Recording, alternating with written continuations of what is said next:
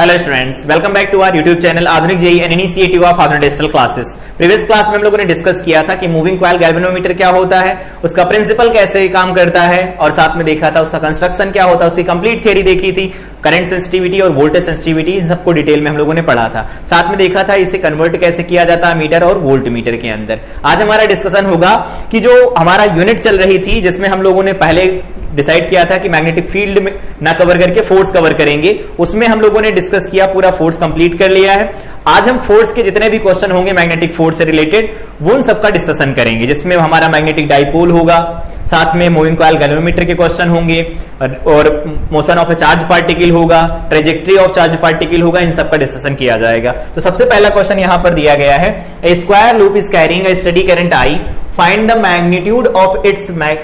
ठीक है, इसका मैग्नीट्यूड है, डाइपोल मोमेंट m है, ठीक है। If the square loop is change to a circle loop, circular loop में carries same current, the magnitude of the magnetic dipole देखो क्या है।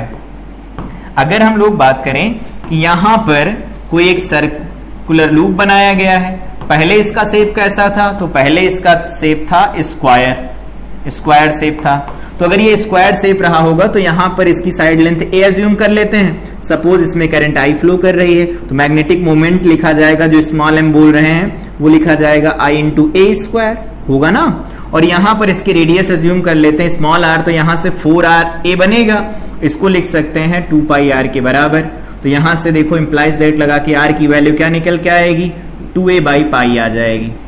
सही है। अब यहां से देखो इसका डाइपोल मोमेंट सपोज कर लेते हैं m डैश है, तो यहां बन जाएगा I तो सेम ही है,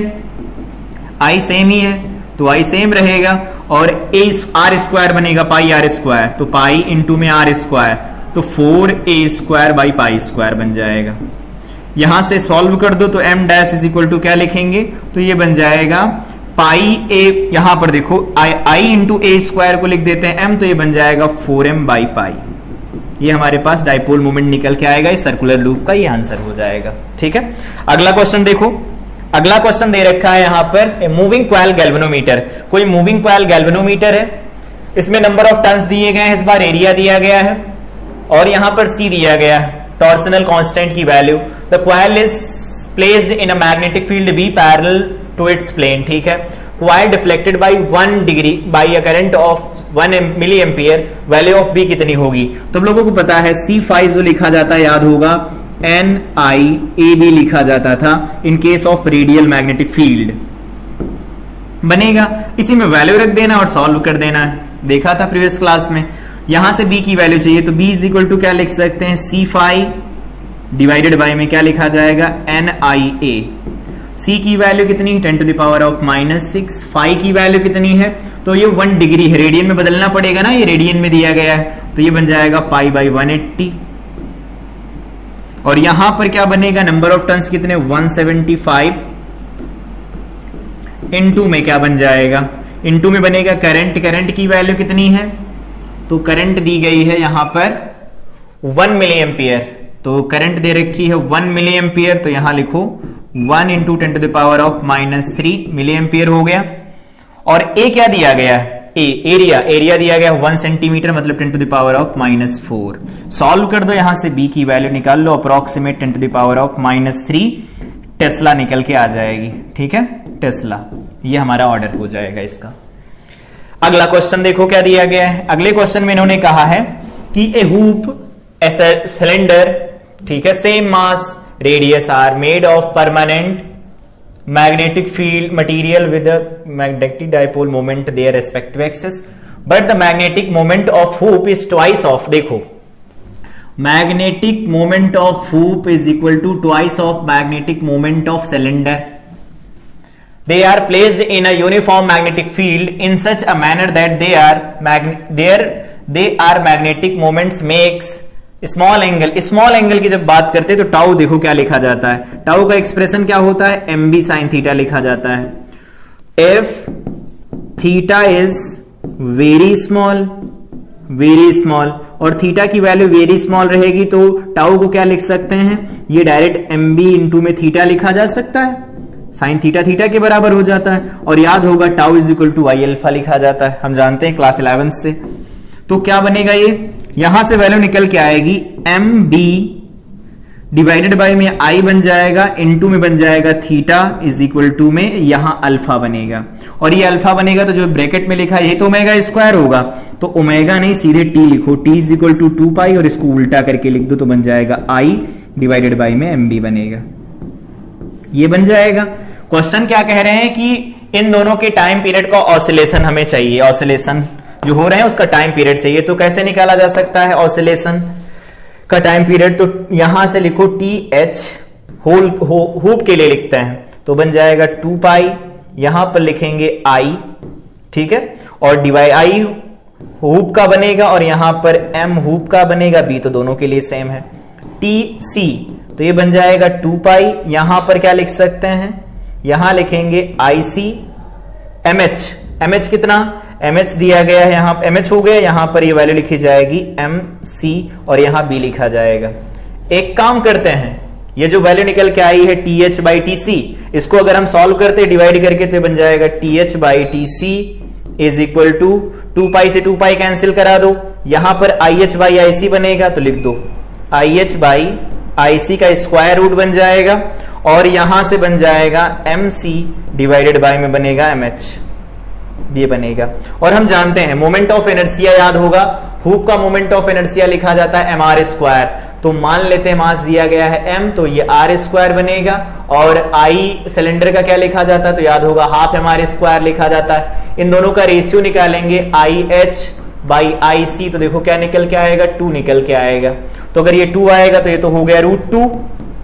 इनटू में यहां पर क्या लिखा गया था देखो, mass of hoop is twice of mass of cylinder, तो ये बन जाएगा 1/√2 बनेगा ना, इसको सॉल्व कर दो 1 आएगा, तो TH बाई TC 1 आया, इसका मतलब TH की वैल्यू TC के बराबर निकल के आएगी। इजी क्वेश्चन था, सॉल्व करने ना था, बस थोड़ा अप्रोक्सीमेशन लग रहा था, SHM का थोड़ा कॉन्सेप्ट, ठीक।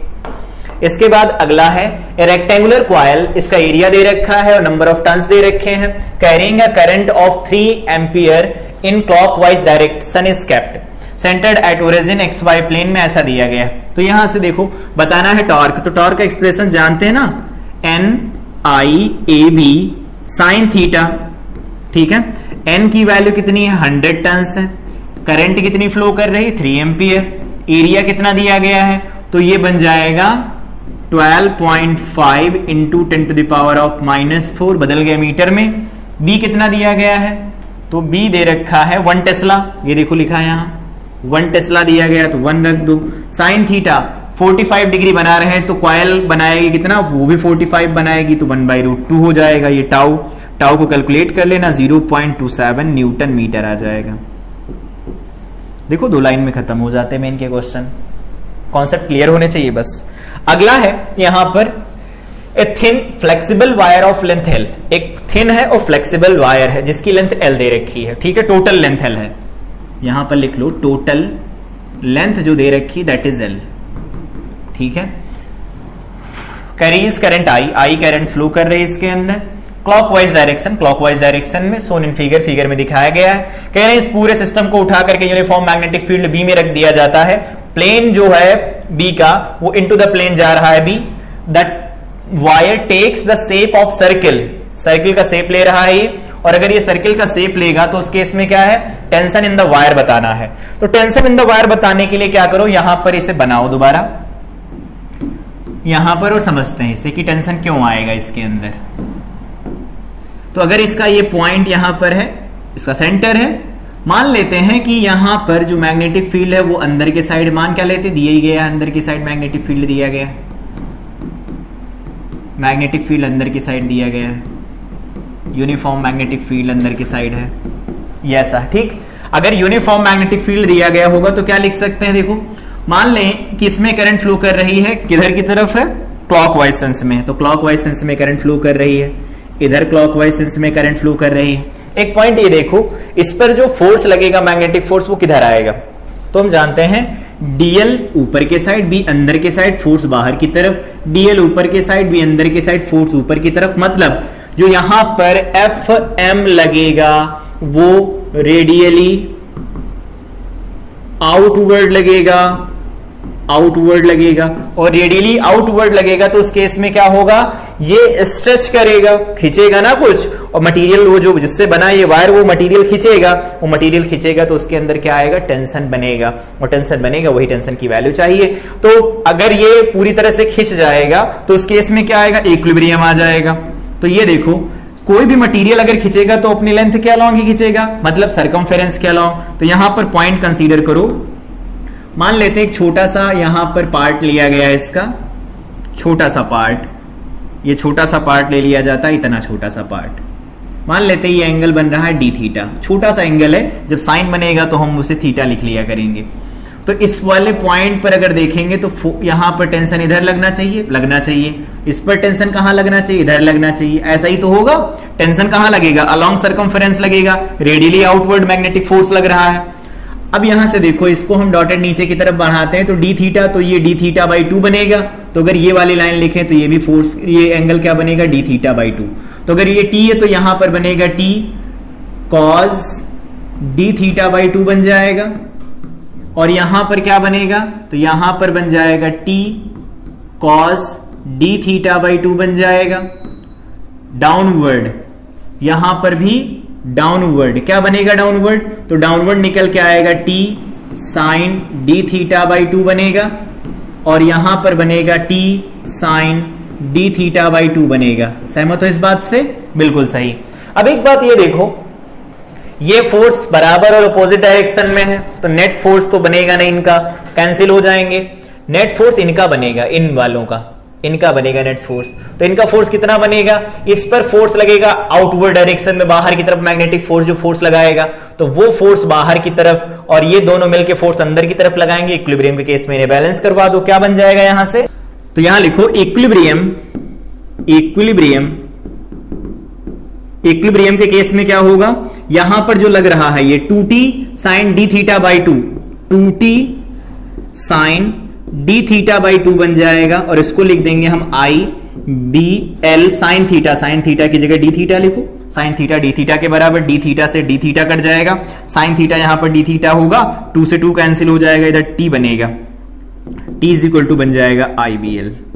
ये बनेगा टी। लेकिन ऐसा कोई ऑप्शन है नहीं, देख लो यहां नहीं है ऐसा कोई ऑप्शन, कैपिटल एल को लाना पड़ेगा। तो कैपिटल एल को कैसे ला सकते हैं, हम जानते हैं total length of wire is L, ठीक है, और इसको बदल दिया किसमें, सर्किल में, तो इसे 2 पाई आर लिख दो। तो आर इज इक्वल टू क्या लिखा जाएगा, आर इज इक्वल टू लिखेंगे एल डिवाइडेड बाई में 2 पाई बनेगा, सही है ना। तो यहां से टी की वैल्यू निकाल लो, ये बन जाएगा आई बी एल,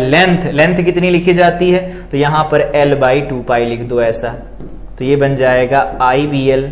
डिवाइडेड बाई में 2 पाई बन जाएगा। ये हमारे पास वैल्यू निकल के आ जाएगी, अगर समझ में आ रहा हो तो यहां से देखो, ये हमारे पास आई बी एल अपॉन 2 पाई निकल के आ जाएगा इसका आंसर। इसके बाद अगला क्वेश्चन यहां पर दिया गया है, a loop carrying current I lies in X Y plane, X Y plane में रखा गया है, इसे प्लेनर है ये, unit vector K is coming out of the plane of the paper, out of the plane of the paper, ठीक है, बाहर की तरफ है। The magnetic moment of current loop is, ठीक है, इसका मैग्नेटिक मोमेंट चाहिए, तो इसको इधर नए पेज पर सॉल्व कर लेते हैं। इधर देखो यहां पर दिया गया है, अगर हम इसका सर्किल का मतलब जो सर्कुलर पार्ट है उसको अलग और स्क्वायर पार्ट को अलग कंसीडर करें, तो यहां पर ये बन जाएगा एरिया, पहले लिखो इसका एरिया, क्या लिखा जाएगा, स्क्वायर का एरिया, तो ए स्क्वायर प्लस साथ में ये 4 मतलब आधे आधे सर्किल दिए गए हैं, तो पाई, रेडियस कितनी बनेगी, तो यहां से यहां डायमीटर ए है तो रेडियस बन जाएगी ए बाई 2, तो पाई आर स्क्वायर डिवाइडेड बाई में 2 बनेगा, है कितने 4 है ऐसे, तो यहां से निकल के आएगा ए स्क्वायर कॉमन चला जाएगा, 1 प्लस ये बनेगा 4 4 टू 8, 8 4 से 2 बन जाएगा, पाई बाई 2 बनेगा, एरिया निकल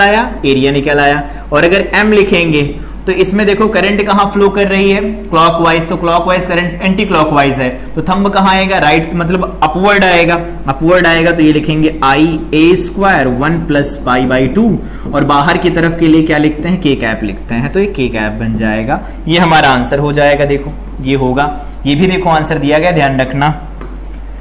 अगला पॉइंट है, यहां पर एडवांस सा क्वेश्चन दिया गया है, क्या कह रहे हैं क्वेश्चन में, क्वेश्चन पढ़ते हैं और देखते जाओ इसका फिगर क्या है।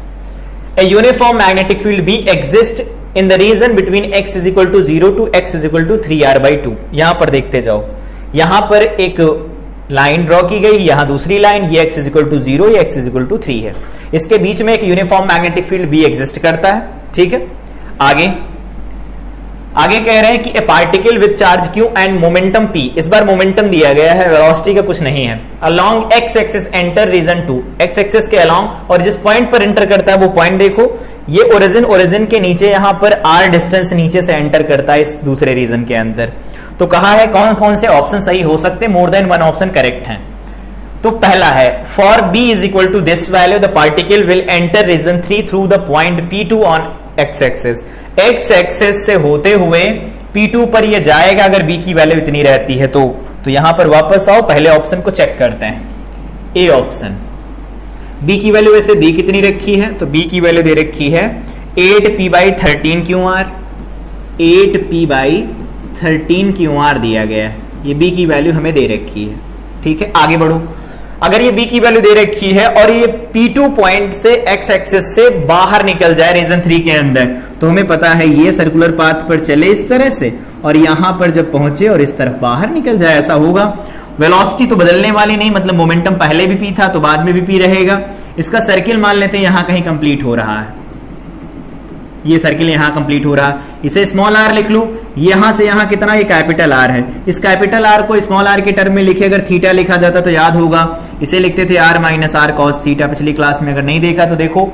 r minus r cos theta deviation लिखना सीखा था। अब अगर ये r minus r cos theta की वैल्यू r के बराबर आती तो जो बोल रहे हैं ये वो सही होगा, ठीक है। तो हम यहां से सबसे पहले क्या निकालेंगे, अब रेडियस। तो r इज इक्वल टू क्या लिखते हैं, p/mv/qb लिखा जाता है, तो p तो ठीक है, यहां q लिखेंगे, b की वैल्यू क्या बोलो, तो b लिखा जाएगा 8p डिवाइडेड बाई में 13 QR बन जाएगा। तो यहां से r निकल के आएगा 13/8 इंटू में कैपिटल R। अब क्या करो, साइन थीटा डिविएशन निकाल लो, तो साइन थीटा होगा परपेंडिकुलर, परपेंडिकुलर मतलब ये डिस्टेंस यहां से यहां वो कितना 3r/2, तो ये बन जाएगा 3r/2 इंटू में स्मॉल r, इंटू में स्मॉल r, स्मॉल r की वैल्यू कितनी है 13 और यहां पर 8 बन जाएगा और यहां r बनेगा, ये कितना बनेगा देखो 24, 13, 12, ये वैल्यू बन जाएगी यहां से 13, ये बनेगा। हमें क्या चाहिए यहां पर cos थीटा, तो cos थीटा क्या निकल के आएगा,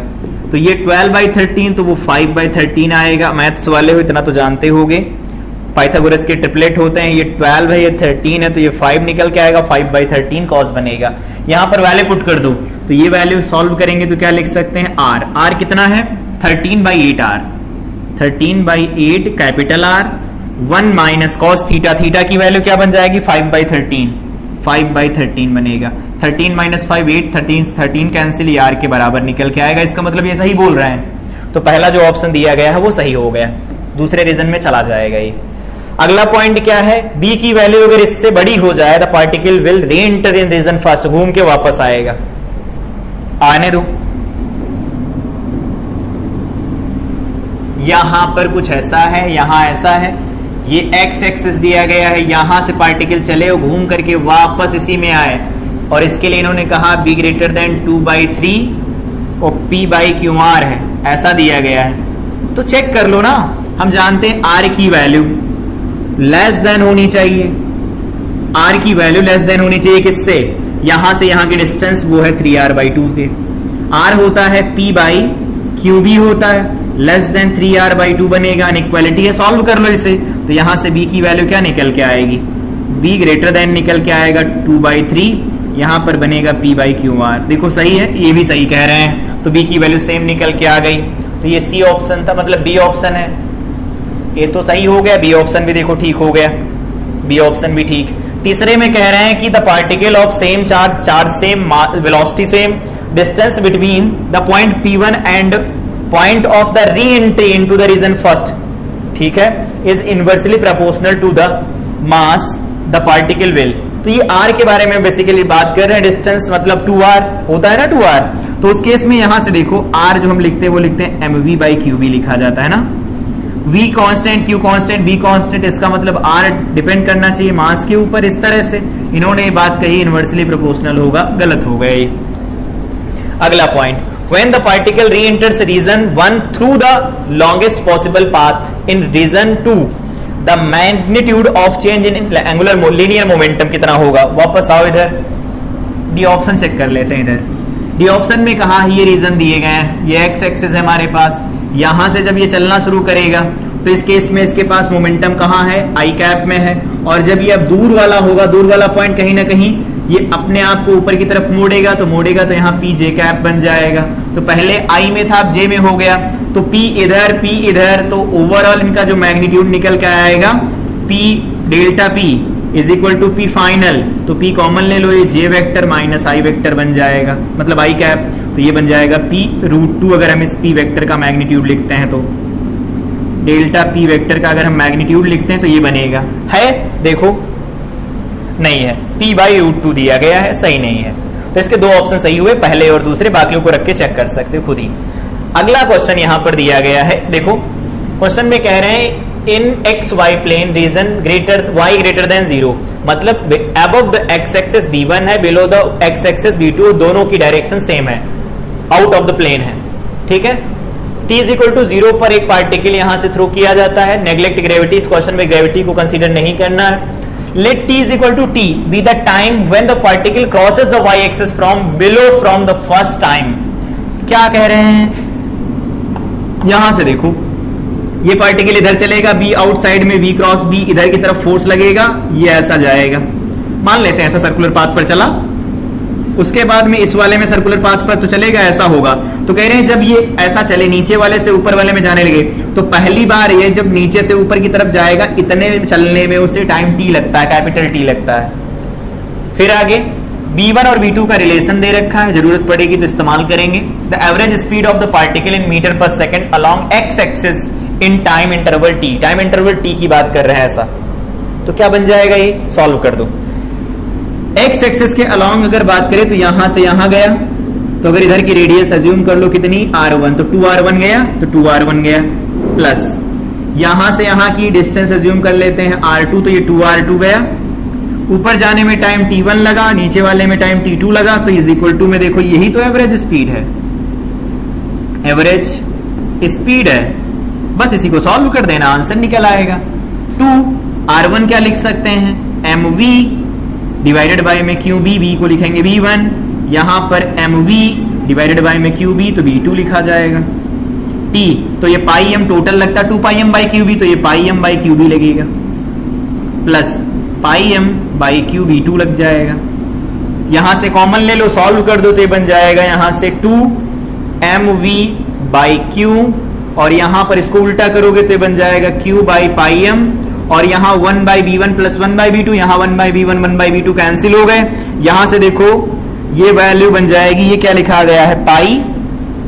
ये m लिखा गया है, ये m लिखा गया है, काट दो, m से m कैंसिल, q से q कैंसिल, ये बनेगा 2v बाई पाई, और देखो v भी पाई दिया गया है, तो 2 इंटू में pi by pi is equal to में 2 बन जाएगा, आंसर हो गया हमारे पास, ठीक। अगला क्वेश्चन यहां देखो दिया गया है, कह रहे हैं moving coil galvanometer has 50 turns and turns, each turn has an area 2 into 10 to the power minus 4 metre square दिया गया है। The magnetic field produced by the magnet inside the galvanometer is 0.02 tesla, ठीक है। The torsional constant for the suspension wire is this, when the current flows through the galvanometer a full scale deflection occurs if the coil rotates by 0.2 radian. यहां पर देखो radian, वो भी radian बदलना नहीं पड़ेगा इस बार। The register of the coil, ठीक है, 50 ओम दिया गया है, बस यहीं तक रुक जाओ। इस वाले में गैल्वेनोमीटर करंट कितनी ले सकता है, कितनी करंट सस्टेन कर सकता है, वो नहीं दिया गया है, निकाल लेते हैं। C5 इज इक्वल टू होता है NIAB, तो I होगा यहाँ बेसिकली IG के बराबर, C5 लिखो, डिवाइडेड बाय में लिख सकते हैं NI क्यों, I तो लिख लिया है, NAB लिखा जाएगा। C कितना है 10 to the power minus 4, phi कितना है 0.2 दिया गया है, डिवाइडेड बाय n 50, A कितना है 2 into 10 to the power of minus 4 into में B दिया गया है 2 into 10 to the power of minus 2।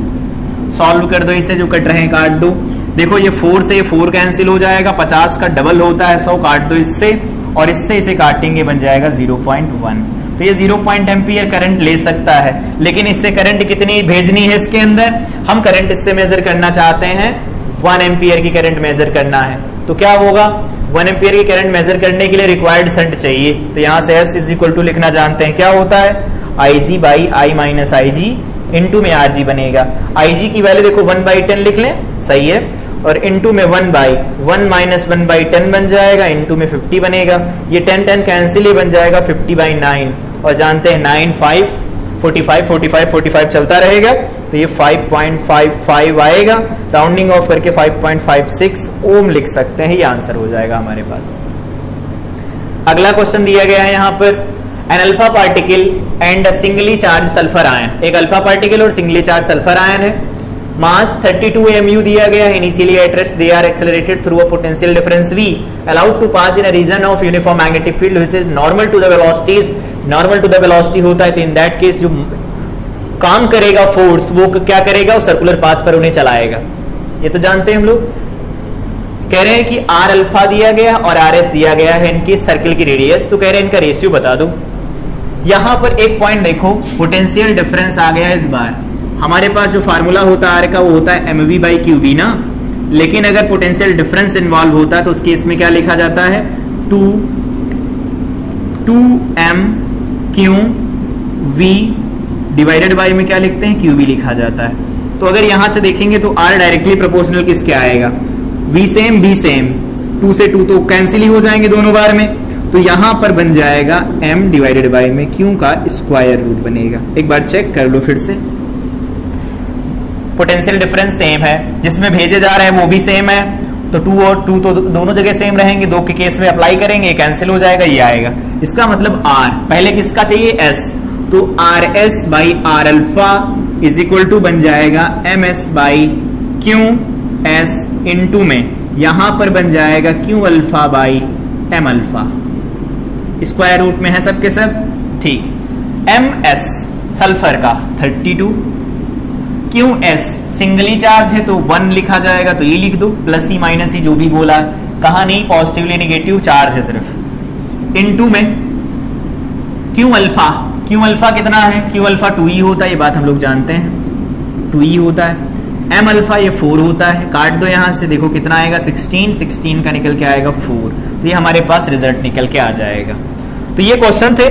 जो मैग्नेटिक फोर्स से रिलेटेड थे। जब हम मैग्नेटिक फोर्स पढ़ रहे थे तो वहां पर हम लोगों ने देखा था कि कितने कॉन्सेप्ट होते हैं जिन पर क्वेश्चन जेई पूछ सकता है, हर एक पॉइंट को कवर किया हम लोगों ने, जे मेन और जे एडवांस से क्वेश्चन हम लोगों ने सॉल्व किए। बाकी के इससे पहले के अगर क्वेश्चन आपको सॉल्व करने तो आप खुद से ट्राई कर सकते हैं, लेकिन जितनी थियरी पढ़ी है वो सारी थियरी कंप्लीट होनी चाहिए, उसका पूरा रिवीजन होना चाहिए, फार्मूले सारे याद होने चाहिए, तब जाकर के आप ट्राई कर सकते हैं। अगली क्लास में हमारा डिस्कशन स्टार्ट होगा सोर्सेज ऑफ मैग्नेटिक फील्ड